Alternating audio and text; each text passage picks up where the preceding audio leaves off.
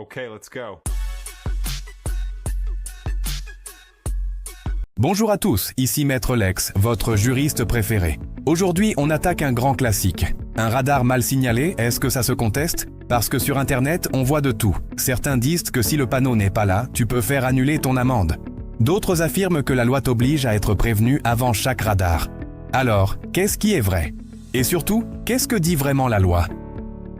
Sur les réseaux, on lit souvent: le radar n'était pas signalé, donc la contravention est nulle. Ou encore, c'est obligatoire d'avoir un panneau avant chaque radar fixe. Et il y a toujours quelqu'un pour dire « moi j'ai contesté et j'ai gagné ». Spoiler, c'est souvent faux, ou c'est juste un gros coup de chance. Que dit l'article R 413-15 du Code de la route? Alors, remettons les pendules à l'heure. En France, la signalisation des radars n'est pas une obligation légale.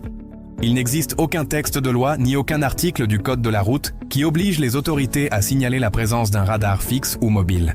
Ce que prévoit la réglementation, c'est une politique de transparence décidée par le gouvernement. Pendant longtemps, les radars étaient signalés par choix, pas par obligation.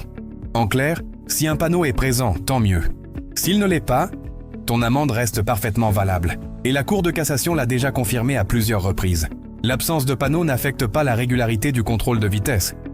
La seule situation où tu pourrais contester, c'est si le radar lui-même a un défaut technique ou un vice de procédure, mauvaise calibration, erreur de numéro d'immatriculation, absence de photo lisible, etc. Mais le panneau? Non, ce n'est pas un argument juridique valable. Et si tu tentes le recours sur cette base, tu risques de perdre ton temps et ton argent. L'absence de panneau, ce n'est pas une erreur de forme, c'est juste un choix d'affichage. Alors, on résume. Pas de panneau, pas d'excuse. Radar mal signalé, amende valide. Et la loi, elle, est très claire. Le conducteur doit respecter la vitesse, pas compter sur le panneau pour lever le pied. Moi, c'est Maître Lex. Je démonte les fausses infos juridiques du web. Parce qu'ici, on ne suit pas les rumeurs, on suit le code. Et n'oubliez pas de vous abonner à la chaîne, c'est bon à savoir. Parce que la loi, c'est plus simple quand on vous l'explique, clairement.